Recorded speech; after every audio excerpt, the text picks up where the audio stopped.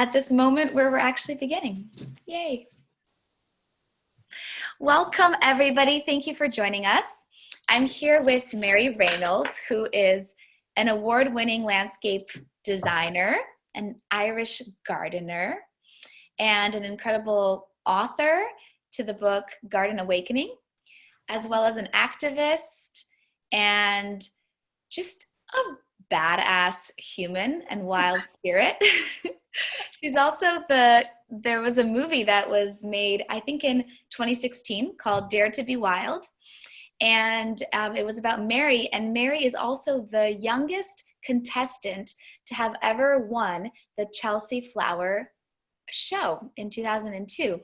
And she did something really revolutionary at this flower show, which is a very hoity-toity event. And she created an incredible landscape piece that was an ode to wild nature and to the meadows and the fields of Ireland, and to some of the Celtic stonework and masonry as well. And that film, Dare to be Wild, is really beautiful, and I highly recommend that you check it out. And if you don't have Mary's book, Garden Awakening, it's an incredible book that really speaks to this passion that Mary and I share, which is gardening in a way that supports wildlife and that supports the vitality of the earth, and that is rooted in a deep listening, honoring of the earth as a living being, and a process of really being of service to the land through our gardening and asking and creating something that is not just the ego and the human mind imposing a design and wanting to tap more resources from the earth, but rather how can we as gardeners be tenders to the earth, and how can we support the earth and her beauty and wildness and vitality. So Mary, if you want to just say a few words about yourself, anything that I may have omitted. Okay, what did you omit? Well, it's been an interesting journey. So I kind of went from becoming, garden designer onto realizing that it wasn't quite right. There was something wrong. And it was kind of a gradual process. And I kind of wrote a book about, I went to Chelsea when I figured out something. And then I wrote a book when I figured out something else. But recently I figured out that I haven't gone far enough. And that all changed one day when I was sitting at my desk and I was designing a garden. I was looking down over my kind of, part of my garden, which is a lawn, and a fox ran across. And then a few minutes later, a couple of hares chased him, which was kind of unusual. And then a little while later, I looked up and there was a family of hedgehogs running along the edge of the ditch. So I decided it was a bit like Noah's Ark, So I thought, God, there's something going on. So I went out and I went down to the end of the lane where I live. And across the road, there was this really beautiful thicket of a field, which had been impenetrable for years. It was full of really thorny briars and hawthorns and blackthorns and gorse, these Irish plants, very thorny plants, and nothing could get in there.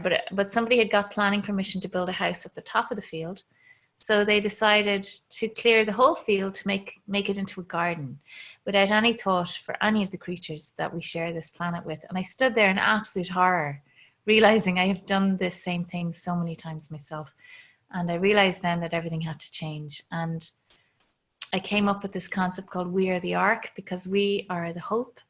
And the Ark stands for Acts of Restorative Kindness to the earth. And I'm asking people to give back their land to nature, to give it back, because those creatures have nowhere left to go. We're losing 200 species to extinction every single day. And I'm really sort of, I've been fighting and protesting most of my life, and it has made no difference. But we started this concept, We Are the Ark, and I started writing a book, another book about it. And then I realized that's going to take too long and we don't have time. So I just got myself and my manager, Claire, we just threw it up on a website and tried to get it to a point where we could launch it. And then I launched it on Facebook, and we set up a group because somebody suggested it, and I was like, I don't even know how to do that, but I set up a group, and now there's over 8,000 members in the group really, really quickly, and they all are what we call archivists. Nice. And they understand that we need to give as much land as we can back to nature. So some of them only have a window box, some of them have a couple of thousand acres, but they've given them back, which is a wonderful concept, you know. So what does that mean? Can you explain that a little bit more? I think a lot of the people that are joining us, and I love that you mentioned that some people just have a window box, some people have thousands of acres. And so what does that look like for you, this idea of giving back the land, and what percentage of land do you think is optimal to give back, so to speak? And then I think for those of us who are listening, who are really into regenerative agriculture and growing our own food, if you can also kind of share, one thing that I've learned as someone who grows food is that you don't actually need that much space.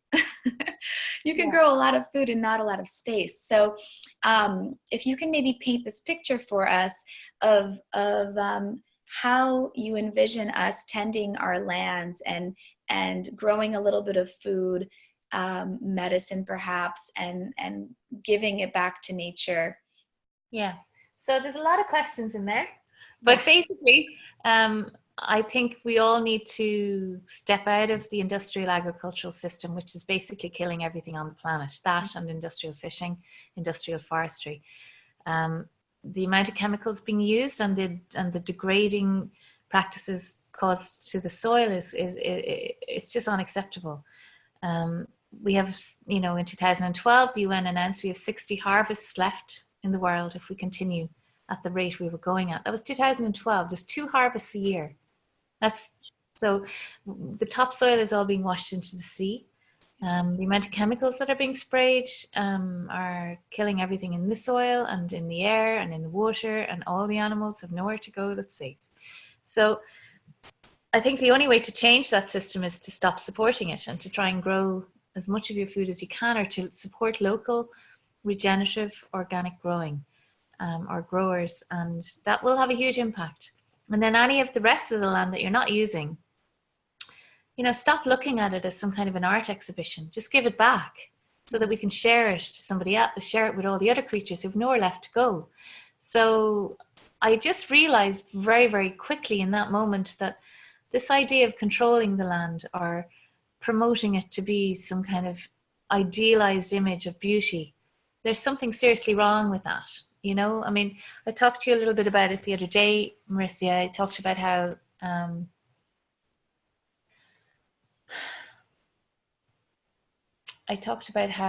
the earth is like the embodiment of of the feminine energy. Yeah. And we, as women, are sick of being looked at and only valued for being productive or for being beautiful. Now that isn't good enough, you know. I want to be who I am. I want to be wild. I want to be truthful.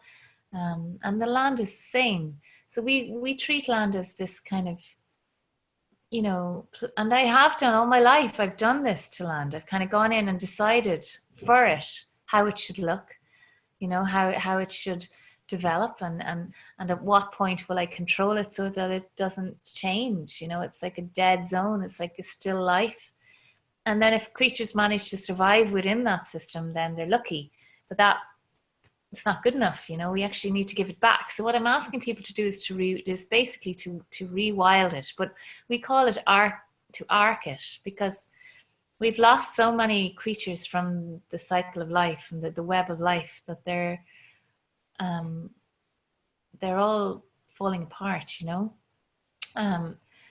And we don't know how many more creatures we can lose before the whole thing collapses.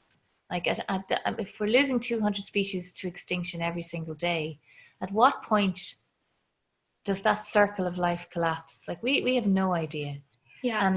If we all become protectors of our little patches of this planet, and we ask only that it becomes truthful and wild, and we step in to become all the creatures that are missing. So we become the wolf, we become the deer, we become the beaver, or the wild boar, or whatever creatures are missing in your part of the world. Like, we have to carry out the ecosystem services that are missing from our pieces of land, so that it becomes the most diverse and supportive system possible for as many creatures, rooted and unrooted. This is not just about mammals or insects. This is about the plants as well. Plants are going extinct twice the rate of other creatures, And the thing we don't understand is we're always being sold this idea that we need to plant certain things or create, gardens that have loads of bee and butterfly friendly things. Mm-hmm. But that's like, it's just so wrong. Because every square foot of healthy soil has 5,000 weed seeds, and they all need just 1/30th of a second of light to activate. So that they're the creatures that are needed for the insects to be supported. So if you put lavenders or whatever the recommended plants are, if you put them in your garden instead, and you go spend money on them, and you buy all these toxic plants which are treated with fungicides and pesticides and herbicides, not in itself, that is causing damage. But the plants themselves are like landing McDonald's or something, or some kind of fast food restaurant into your garden. The bees and creatures will go mad for them because they're tasty and they're really easy, but actually what they get their whole food diet from is the local native plants. So what I think that you're speaking to as well is the biodiversity that exists when we cultivate and just allow the wild plants to grow. I mean, just the statistic that you just shared in terms of the amounts of seeds, that biodiversity of seeds is also what we really need in order for the soil to be vital and for the soil to grow and for all of the microbes and the biology and the the fungal network in the soil for that as well to grow versus. So what I'm really wanting to highlight here is there's like the spectrum, right? And I think that what you're doing is you're making us a little bit more sensitive to the spectrum, because I think that traditionally, we have, of course, mono agriculture and GMO, and that's the extreme of the spectrum. And by now, I think everybody pretty much knows how incredibly devastating that is to the environment. And so there's that opportunity and invitation of course, buying organic. But then there's the invitation to go a little further than that, because even the organic produce that we're buying in grocery store is still cultivated in monocrops, and it's still not regenerative agriculture necessarily. And the organic produce that we buy in the United States, at least, it's treated with organic sprays. And so those are still full of chemicals, full of nitrogen that's being washed down, that's entering our water system. So it's still having a really negative impact. Yeah. And then, so then buying organic is not enough. And I think one of the things that you're really doing that I think is so important is, I think that one of the flaws that us humans have is a lack of ability to perceive time. And that goes in both directions. We're so present, not even, but we're so kind of in this experience of what we're experiencing now that we forget, in the United States here, for example, what the land looked like 100 years ago. It was dramatically different. The ecosystems were dramatically different. And people forget that. I have students here in Malibu who have grown up in Malibu. I have a wonderful student, Daniel, who's a Native American, and he, with tears in his eyes, speaks about being able to just catch trout out of the rivers. And he's a 55-year-old guy. That's not that long ago. For people my age and for people that are growing up here now, that's just incomprehensible to even consider that our ecology, our ecosystem is capable of that. But that is its true, that is it in its true expression. So I think not only has there been a big forgetting, but then there's also a real challenge that folks are having in terms of understanding time moving forward, and understanding that we have to really become quite clever and really become pretty impeccable, because we're either supporting systems that are creating massive ecological devastation, and how can we really be, I guess, more just how can we create a greater impact. And so this concept of really allowing the wilderness to thrive is what you've discovered is probably the best thing that we could be doing right now. Yeah. And I think it's the most powerful thing. It's the most empowering thing you can ask somebody to do, because it's very difficult to be alive and awake and to feel the pain in the world. Like I find it overwhelming. Yeah. And I found it overwhelming for a long time.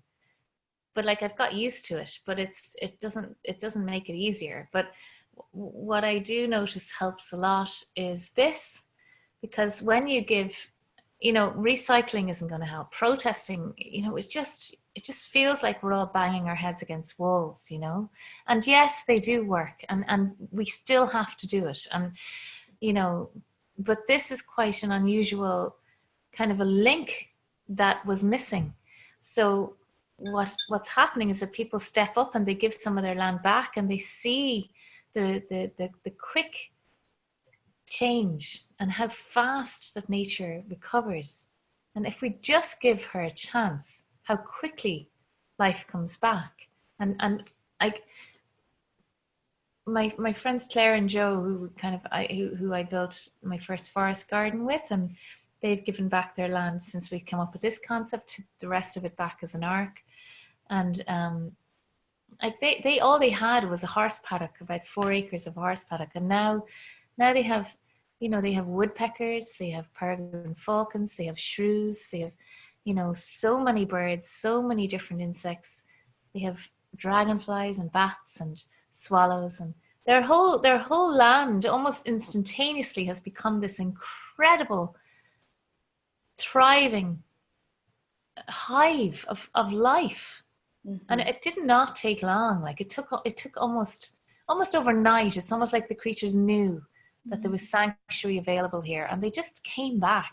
And Claire and Joe are now, obsessed with the creatures that they have. And I'm the same on my own land. Like I'm like, oh my God, there's a badger track, or I found a wasp nest in the lawn, or not in the lawn, underneath the grass, and a badger had dug it up to eat the larvae, but they were still there, and they were trying to restore it again. And I was going, God, that's just amazing. Yeah. It's such a privilege to share your land with these creatures. Yes. And suddenly you look at it and you go, my goodness, you walk out of this incredibly alive place that you've created, and you look at all these dead places. Yeah. And then I'm asking people to put up signs in their garden saying, this is an ark, with the reference to wearetheark.org underneath, so that neighbors can understand why it's like a mess, which is their, mostly they don't understand. Yeah. But when they realize that we're turning this into something incredibly important, and I know, people talk about how so much more needs to be done, but all of the big changes that have ever happened in history have come from these tiny movements. Yeah. These tiny movements have grown. And if we can get everybody possible to turn into an earth protector and create, little patches of healed land and water wherever they are, that'll spread like wildfire. Mm-hmm. Like that there's huge hope in this. Yeah. And that's what gives us, myself, and I have a group of really cool people that help me with the Facebook group, and we chat among ourselves and we try and figure out what the best thing to do is and what the best advice to give is. And I've been on my own with this for so long. It feels like such support to have these guys now, and we all kind of feel like this is important, this is important, and we're going to make it work. We're going to push this further if we can. So I'm also asking people to look when they leave their little patches of life, they go out into the world and they see all these dead zones, and there's so many of them. There's dead zones everywhere, in their schools, in their colleges, in their industrial estates, in their parks. And so now people are putting up signs saying this could be an ark, Ah, and people are going along going, what does that mean? And they're looking up the website and realizing, they're so right. Why are we controlling the land? Why are we not sharing this planet with all the creatures that we're here with? It makes no sense. yeah. So that's it. So one thing that I think is really interesting, because I think we have folks, from all over the world joining us and listening, is there's also, I think, this beautiful invitation and a portal that opens when we begin to do this, in terms of getting to know our own ecosystem and the ecology and the animals that call the land home, that we love and that we tend. And we both, you're in Ireland and I'm in Southern California. And as you're speaking, I'm thinking about how, your friends, how quickly their land regenerated. And I'm thinking about the fact that you have a lot of rain and that there's a lot of moisture in Ireland, and that the ecosystem is different than here in California. At the same time, there's something really interesting, because in Europe, space is used differently, and there just isn't as much wild land. And here in the United States, we do actually have larger patches of wild land. However, we also have, of course, this idea of what a perfect house looks like, and it involves, a cut, manicured lawn, which is sprayed with Roundup, and terrible carcinogenic chemicals that are getting into the waterways. I recently just read that now in breast milk, it's detected, the chemicals that are in Roundup. So, so this is definitely a huge issue that we have here. One of the things that I think comes up as people begin to think about giving back their land is the aesthetic, so to speak.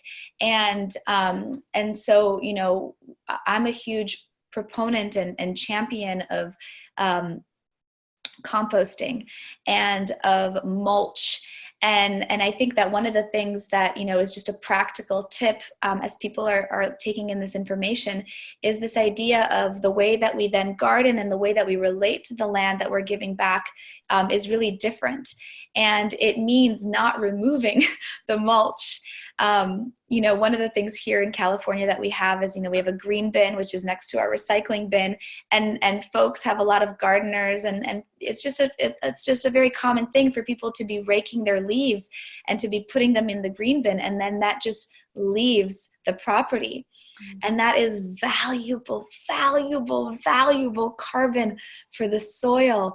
And so one of the best things that we can do that is so simple is really make sure that all of the compost that we create through our food waste, and that the waste and the litter of the leaves actually goes back to cover the soil, especially here in California, where when the soil is exposed, it becomes hydrophobic, and the sun bakes the clay that's in the soil. And then even if you water your garden, you scratch the surface of the soil, and within 1 millimeter down, it's completely dry and bone dry. So can you speak to some other kind of practical tips and ways that we can be regenerating the land, leaving it wild, but also what that means as we change our paradigm? Sure. When there's on the website, there's a whole list of extra activities to kind of support creatures. So I always ask people to put in a pond with shallow edges if they can, and some deep parts. But even a bowl of water is going to be hugely helpful, Again, you can't use tap water because it generally has chlorine in it, which, kills all the bacteria, and it's not good for anything. But if you can get rainwater or local spring water or river water, whatever, and fill it up with that, it's really helpful. That's one of the main things. The other thing is dead wood, like you talk about there, is leaves and twigs. A standing oak tree will support about 540 species, but a standing dead oak will support thousands of species. So death is a really important part of life. So leaving dead wood, if something falls, leave it there, unless it's in your way, leave it there. What harm is it doing? It's going to give habitat and food to so many creatures. And I think leaves are, very important. They support all sorts of creatures, and also, you can create little log hives for wild bees. You don't need to take their honey. You just need to support them, give them places that are warm, and um, places where they can survive and have safe haven, basically. So, but it's interesting as you go along and become more and more kind of involved in creating these sanctuaries. You just automatically know what the right thing to do is. Like, we have to remove non-native invasive species because they don't know how to share, and it's our fault that they have been put into a situation where they have no balance. And I understand a lot of people look at these things and think, they probably have a reason for being here and all that. And I do understand that. And there is a huge amount of wisdom in that statement. But we're out of time. We don't have time to waste and to work out how are these guys going to find a balance. It's going to take way too long for them to find a balance. So we need to take them out and tell them they can't stay here, because we need the native, diverse community of plants to come back, which will support the fauna and the insects and then the fungi and all the other creatures, because they have developed relationships over millennia. And if we don't work with that, then we're really running out of time. We can't wait for that. So Yeah. we realize that we can be extremely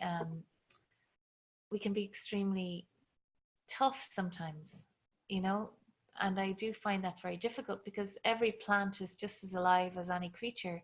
And well, that's an interesting thing too. And I wonder, it's something that I think a lot about, and I wonder if I wonder if there's also just a spectrum of if there's a spectrum there as well, because here in California, we do have a lot of, especially where I live, there's a lot of wild land with a lot of the native plants. And then there's also plants that, like, for example, the eucalyptus tree. And we have, some people that are really into native plants, man, they just, their zest for taking down eucalyptus trees is so immense. And there, of course, are some challenges with eucalyptus trees. The limbs fall. It's not great for fire safety, etc.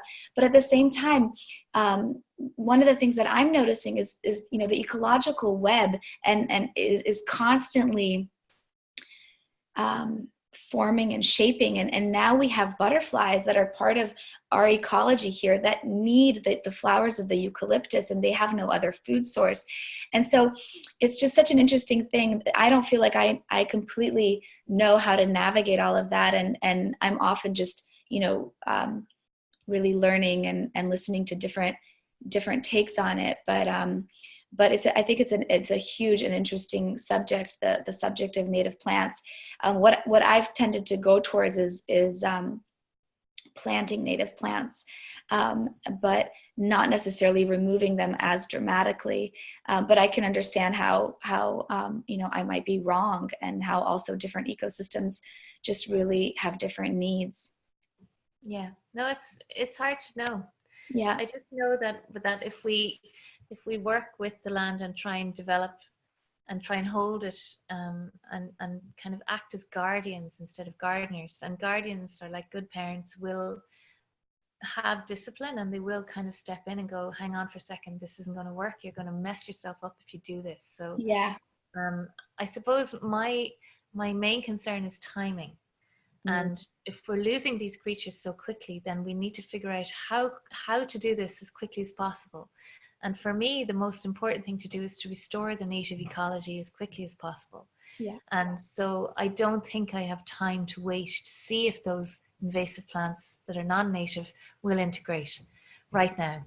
I'm sure that they will, and all those, I'm sure that over time a different kind of ecology will emerge. But right now we're in an emergency. Yeah.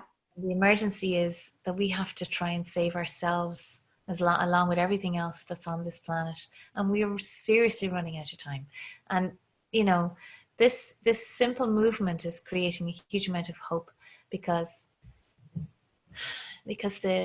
people see how quickly we can restore, you know, a diverse ecosystem that supports so many creatures. But if we leave it too long and try and wait and see what happens, I don't know really. You know, I'm not willing to take that choice. But I totally understand the other way of looking at it, because it's like, how do you make those choices about living creatures? You know, it's not easy. But I do feel we have to. Yeah, absolutely. I completely understand. Yeah, that's so important. Beautiful. And can you tell us some stories of some of the places that have become rewilded, and some of the just some of what what you've experienced and what the people have experienced that have gone this route? Well, I can only tell you my own experience, really, you know, because people are just doing all this on their own, you know. I mean, we have today I was in a golf course in Wexford where I live, and it's quite a well-known golf course called Rosslare, and they're going to consider turning the whole golf course into an ark, which is a lovely concept. So they know, like, they know, because everyone's consciousness is changing, and they know that they're using all these chemicals and it's not helpful, and they don't know what else to do. So I'm offering them a concept of, okay, well, give the rest of it back, you know. So you're going to do this and you can't seem to figure out how to stop. Well, give the rest of it back to nature and create as much sanctuary as you can there, you know. So that works quite well. And then, I mean, on my own land, I have 5 acres, and there is 2 more acres beside my land. All of it came from my family farm. My parents passed away last year. Before they passed away, my mum and dad both had dementia. So my mum thought there was witches living in the 2-acre field beside my field. And it was filled with Christmas tree plants that basically were let go too far. It was a crop that my dad had planted at some stage.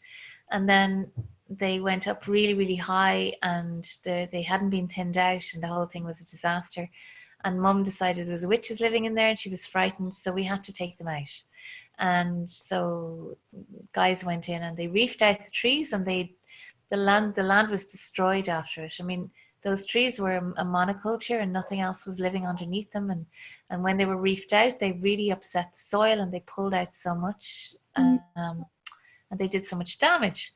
And so around the same time, I started planting trees in my field, and I had got in horses to graze it right down. And these were horses who hadn't been treated with ivermectin, which is the insecticide to kill worms. So when they left horse manure on the land, it was restoring the bacteria back into the soil, and the beetles were coming back through, you know, they had dung beetles there, which is actually, you know, there's a huge ecology starts with those simple things.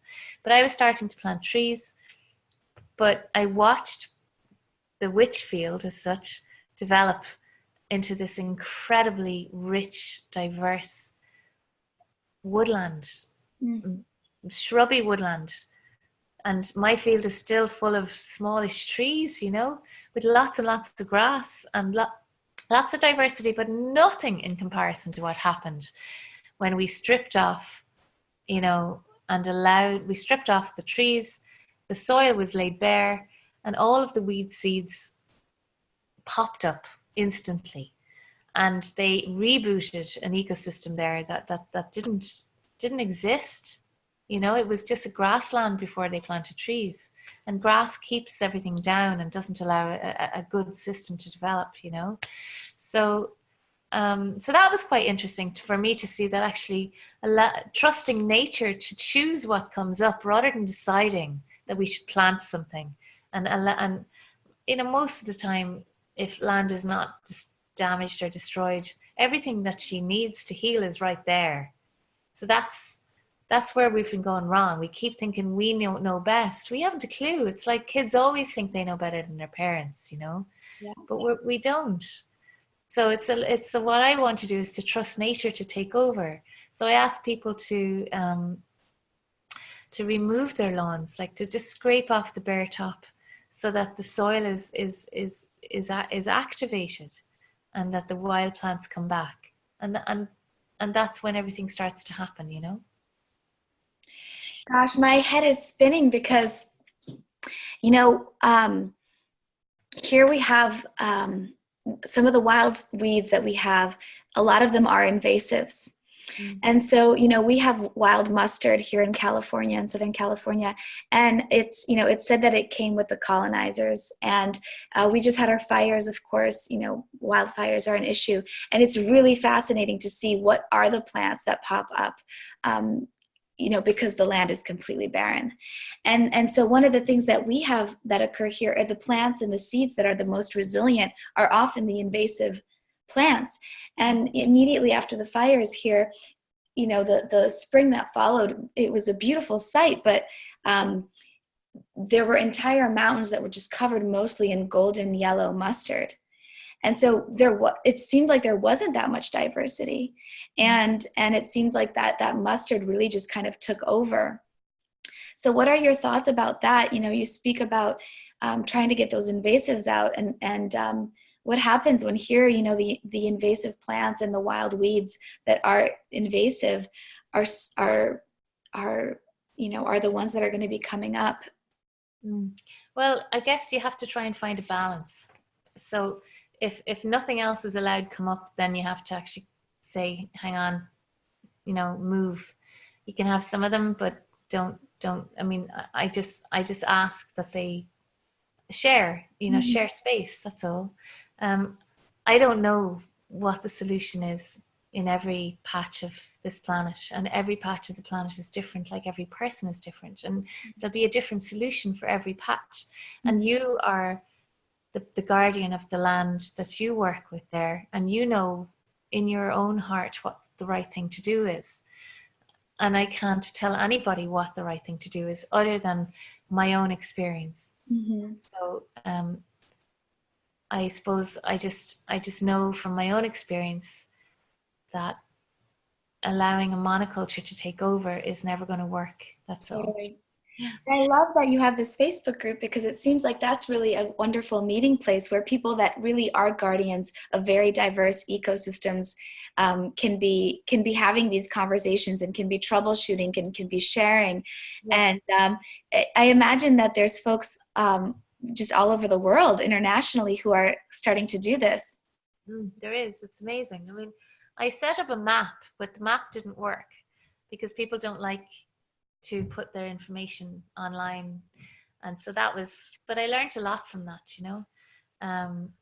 But there's, you know, 8,000 people in the group, and there's a lot of active people. And, you know, once they're there, they must know that, you know, once you come over the line, you cannot look at gardens anymore as being something beautiful. You just look at them as just being these controlled dead places. And you just can't go back, you know. So the more people that come on board, the better. The more we can rewild people as much as the earth, you know. Yeah. Can you speak to that a little bit? I think that there's some really you know, deep things that you brought up around being, you know, female, about being a woman, around the way that women are treated, around the way that the earth is treated. And then, you know, one thing that I'm seeing as well is that the way that the mono agriculture is going is kind of the way that society wants us to be too. I often feel like, oh my gosh, you know, our society is trying to get us all to be like GMO corn growing in these rows, you know, completely addicted to some kind of a feed, and we're all being fed the same thing and expected to be working the same kinds of shifts and dressing in the same, you know, industrially made clothing. And with the work that I do, and with the herbalism and the foundation of the tradition of healing that I work in, which is the Wise Woman tradition of healing, we work with wild weeds. And that is our main source of medicine. And one of the beautiful things that I found is that as humans begin to take in wild weeds, that wilderness inside of them is fed, and they begin to see the world differently, and they begin to connect to their own wild nature and the thing that makes them unique versus wanting to be exactly the same or behave in the exact same way. So I think there's something so beautiful and revolutionary about what you're creating as well, from that perspective, where not only is it rewilding the land, but it's also rewilding our souls and our psychology, and the way that we begin to see the environment around us, and also the way that we see ourselves and what we strive for. It's like, I don't strive for a manicured lawn, and I don't strive to be manicured myself. And there's a real sense of vitality that is born when wildness is allowed and fed. That's true. That's it. I mean, you said it all there. That's the way it works. I suppose I have this belief that we're all drawn in by different places. Different places are, you find your roots. Your heart brings you to where your roots want to set. And so some of us find we end up in being guardians of pieces of land that you'd never have imagined you'd be living there, but those pieces of land will often have the same needs and requirements and damage that you do yourself. So for example, my land is it's really struggling to trust me, and I find it really hard to trust people, and it has serious problems with abandonment and rejection, and I know that's what I'm like, so I learned a lot from observing my land and listening to it and feeling into it, and understanding that there's a huge opportunity in working with your land, because as you work to heal the land, you're actually working on yourself. But you're not doing it directly, which can be too scary for most people. You're just working on it, and it just happens that you're working on your own stuff at the same time. So it's a circuitous route. So it's not as overwhelming or scary that it can be, if that makes sense. Does that make sense? Absolutely. And I feel like what you're speaking to also, when we work in that way, we're actually touching deeper layers of ourselves. Versus sometimes if we're trying to address an issue, our abandonment issues or our trust issues, from this very linear, mental, intellectual place, the deeper parts of our soul that actually really house the environments of the emotional triggers and the old memories, those sometimes aren't touched. But there's something deep about being with the land and going into that non-linear place of listening and loving the land, that I think really opens those deeper parts of us as well for healing. I think it's a simple concept of mirror. Our mirror image is going to be the piece of land we connect with, and the earth is like this massive big heart, and it shattered when we started looking at her in terms of ownership rather than in terms of guardianship. So all of us who are lucky enough to have a piece of earth to look after, we have a tiny piece of broken heart to mind. That's how I feel it is, and we're trying to heal. Every single one of us has an important job to do, is to try and heal those bits of heart, and to basically, I don't know, like weld them all back together. And connect with the next piece of heart and the next piece of heart, and we think we're not working on healing ourselves when we're doing that, but that's exactly what we're doing. The earth is our mirror. And long ago in Ireland, there was this very strong belief that the chieftain, that the leader of the land, was married to the land, and so the state of the land, the state of the environment, the health of the land was a direct reflection of his relationship with the land, the masculine and the feminine energy, how well she was. So if the land was in a bad state, we knew we had a bad ruler, and the land right now, see, in Ireland, people think Ireland is really lush and green, and but actually the extinction crisis, the emergency here is green. It's green. So people don't see it. You know, we're losing so much life over here, but people can't see it because it's so lush still. And that thing you talked about earlier about the great forgetting, that is so interesting, you know, that's a wonderful way to put it. I mean, there's another way of putting it is shifting baseline syndrome. That's the term people give to it scientifically. So people look out in Ireland and they see these kind of sheep-wrecked hills, to use a term by a hero of mine, George Monbiot. He's a really wonderful way of looking at this, a really clear way of talking about it. And he you know, we see all these beautiful green hills of Ireland, but they're covered with sheep.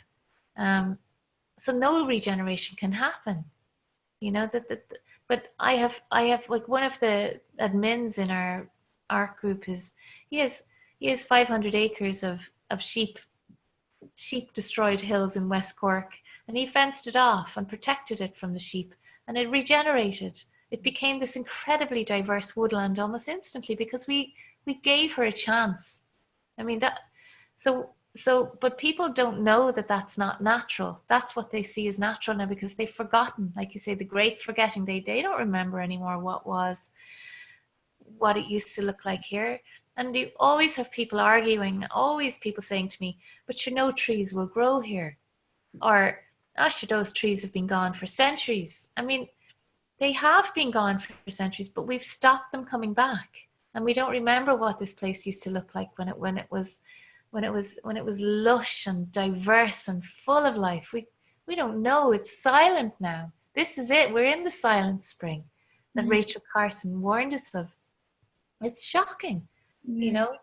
So, I mean, what are we going to do? Are we going to sit back and wait for people to fix it? No, we can't, because there's no such thing as a leader anymore. They're all corrupted, and they're not They're not going to do anything. They've signed Paris agreements. There's agreements coming out there, you know, every orifice, but nothing has changed. Yeah. So it's up to us, you know. These changes are up to us. So we have to support Fridays for Future. We have to support Extinction Rebellion. We have to support, you know, We Are the Ark. We have to support as many things as we can that are ground movements that will come and change this world. And that's what it needs to happen because we can't wait for anyone else to do it anymore. You know, absolutely. I love what you said about, you know, each of us having a piece of this shattered heart to tend to.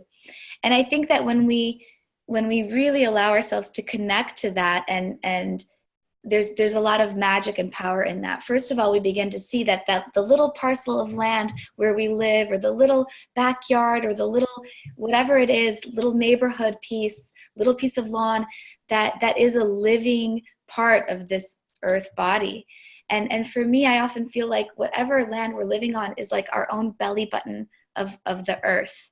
And it's like a portal that we can really connect to the consciousness of the earth.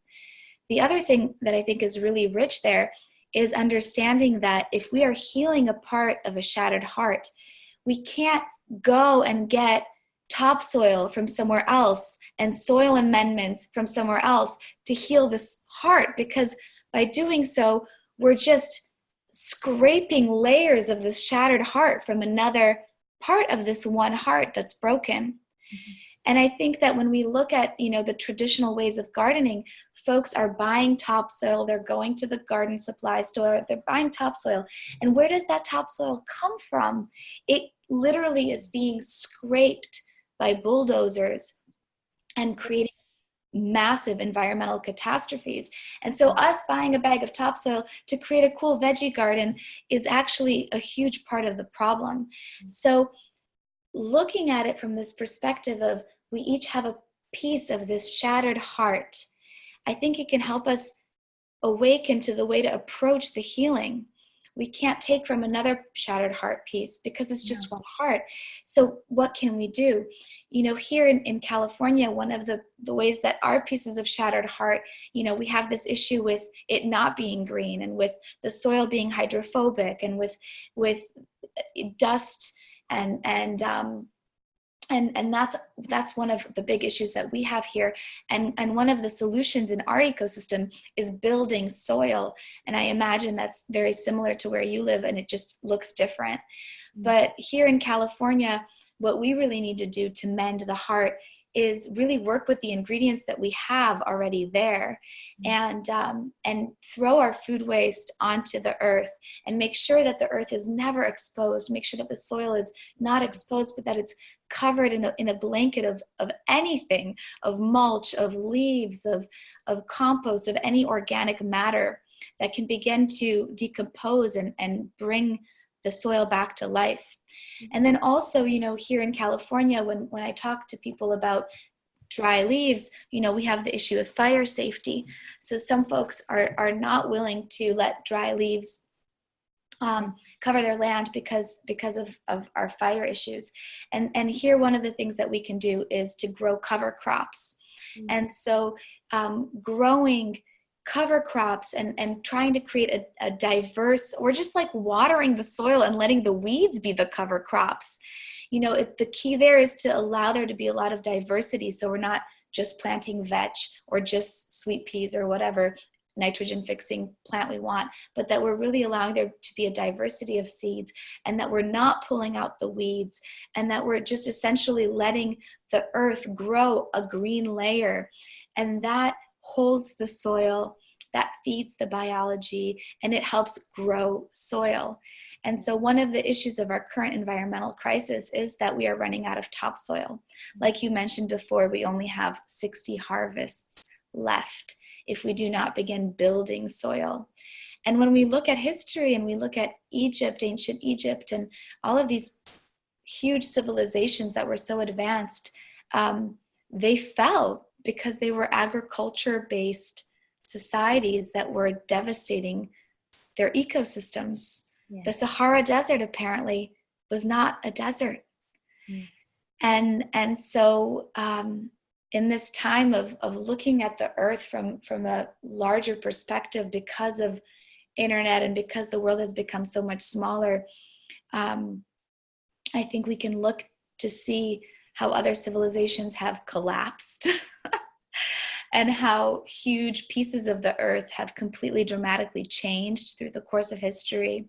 Yeah. And looking at it as this one living heart, and how we can tend to our peace. Yeah, absolutely. I mean, it's something like 60% of all agriculture on the planet, all agricultural land, is used to grow crops to feed beef, cattle. So even if we stopped using that, we'd have an area the size of the United States, Canada, China, combined to give back to nature, get some balance in there. And I think the only way we're going to survive is by degrowth, by going back to simple, local, walkable communities where we're sourcing our local food and medicines. And, there's an awful lot of happiness and belonging to be found in that simplicity. Huge amount, sure, this is convenient and interesting, but we do have to stop flying. We do have to stop all the choice. The more choice we have, the less happy we are anyway. So, we just have to go back to being having a simple life. And then we have some hope. It's, what is it? Is it extinction? Or do we make some changes here? There is no choice. We want to keep living here. We want to keep working here with nature, and we can't go back to a sustainable lifestyle. We have to go back to a harmonious lifestyle, which is way, way beyond sustainable. And living in harmony with this planet involves going back to a very simple life. And there's nothing wrong with that. That's a good thing, that's a good thing. It's just people seem to be afraid of it because they don't want to let go of convenience. But convenience is the root of all evil. What happiness do most people find from this modern world? Very little. Yeah. And I don't want to go back to plowing the earth with my bare hands or anything like that.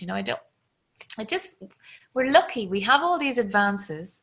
We have all this technology, which, most of it's a disaster. But, maybe between all the knowledge that we have right now, we're living in a moment in time where there's a chance that we can survive this, and we can pull it over to the pull it back from the dark side.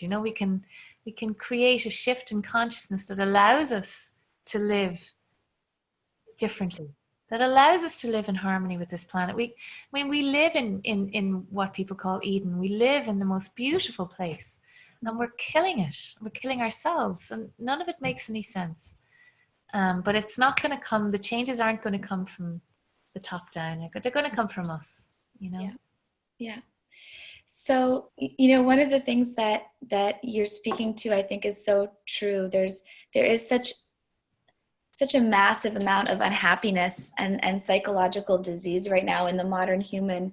And the way that I see it is, our nervous systems are just completely overwhelmed with the amount of information and input. Someone, I think, recently said, or a while ago, that we live in a time where information is abundant, but wisdom is sparse. And I think that speaks to how we're constantly weaving these threads of our nervous system into these artificial webs of internet communication, really, keeping multiple tabs open in our consciousness of, oh, I'll do this, oh, that Instagram, oh, this Facebook, and this conversation and that. And the nervous system just begins to go into this heightened state of panic, really. And so many folks, as an herbalist, I see so many folks are just constantly living with low grade or high grade anxiety. And that simplification that you speak to, the returning to the earth, the connecting to earth pace, being in the garden, allowing time to flow at a different pace, it is so healing and regenerative and restoring. Mm. I do this exercise with my students where I have them go lay down on the earth for 20 minutes, and which 20 minutes is nothing, How quickly do 20 minutes pass if we're scrolling on Instagram? It's just gone. But I have them go out and I have them walk the land in kind of a shifted, open state of asking a plant to call to them. And then I have them introduce themselves to the plant and sit with the plant and lay first on their back until they find their breath calming and their body calming, and then turn around and lay with their belly. Laying with the belly against the earth is one of the most exquisite feelings. And it's incredible to see how when they come back to circle 20 minutes later, the entire energy of the group is different. There is this incredible harmony and this stillness and this calmness, but it's not a sleepy feeling. It's like when we lay on the earth, our nervous system and our anxiety and our quick mind calms, but there's also this energy that comes that is not a caffeinated spastic energy, but just this feeling of aliveness. And I became aware recently that astronauts, when they go into space, they carry with them a box that creates the electromagnetic frequency of the earth. That if we are not actually connecting to the electromagnetic frequency of the earth, we will die. And so these moments of connecting physically our body to the body of the earth is not only healing, but it's actually important for the survival and just the vitality and our health. And then when we look at the fact that all of the main diseases right now are all caused by inflammation, which is what happens when we're not connecting to the earth, when we're not harmonizing to the frequency of the earth, then it seems like the solutions are actually so simple. Mm. And I think scientists now are even showing that 20 minutes of connecting to the earth a day reduces something like 80% of inflammation in the body. Mm. And so here we are, these humans that we think we're so important, and we're driving around and we're walking on paved concrete and with rubber soles that keep us disconnected from the earth, and we're becoming sick. And we're going into rapid states of inflammation and panic and anxiety when connecting to the earth, sitting on the earth, smelling the earth, connecting to soil, being in the garden, not only brings the earth back to wholeness, and also just brings ourselves back to joy. Absolutely. So I love what you said about just how simplicity is actually something that allows us to be happy, that it's not this big sacrifice of needing to give things up, but that in fact it's a way of returning to ourselves. Yeah, pretty simple stuff. Yeah. Are there any kind of last pieces that you wish to leave folks with? Not really, other than they can check out the website on wearetheark.org, and they can, we ask people to make their own signs. We're not trying to sell anything to anyone. So, it, you can see examples of signs there, and, make them out of whatever. And yeah, that's very simple, but it's really wonderful. And, there is a bit of work involved in rewilding, because we do have to step in and become the wolf or the deer or whatever. You have to make sure that, the brambles don't take over, or the invasive plants don't take over, or, we do have to do a little bit of work. But if you have a garden, you're doing a little bit of work anyway, and it's just slightly different. Beautiful. Yeah. So it's lovely, and it's lovely to talk to you. And Likewise, Mary. So yes. maybe everybody that sees this video, if you feel inspired to go outside and designate a small patch or a large patch or maybe acres of your land, if you can create a sign and take a photo of it, you can post it on Instagram. You can tag We Are the Ark. You do have an Instagram profile as well. It's Let's Build an Ark. Let's Build an Ark is the Instagram profile, and then you can hashtag Let's Build an Ark or We Are the Ark.